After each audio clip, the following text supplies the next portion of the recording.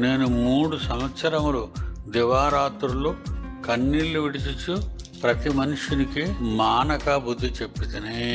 3 ఏళ్ళు అంటే మహానుభావుడు సేవకి వెళ్ళాడంటే, ఏ పట్టణానికైనా వెళ్ళాడంటే ఉండిపోయేవాడు. 3 సంవత్సరములు దివారాత్రము కన్నీళ్లు విడిచుచు ప్రతి మనుషునికి మానక బుద్ధి చెప్పాను నేను. మనం 3 రోజులు వెళ్తాం మీటింగ్కి, 1 రోజు వెళ్తాం, ఒకసారి 2 రోజులు వెళ్తాం.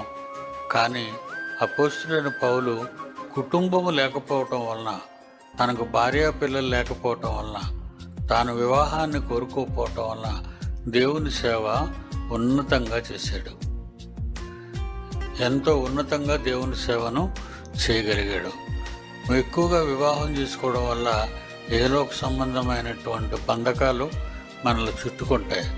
అందువలన దేవునికి చేయాలనుకున్న సేవ మన కుటుంబ భారము వలన చేయలేకపోతూ ఉంటాం. అలా కాకుండా మహానుభావుడు దేవుని కొరకు వివాహాన్ని చేసుకోకుండా దేవుని సేవ చేయటంలో పౌలు ఎంతటి మహనీయుడో మనకి ఇక్కడ అర్థమవుతుంది.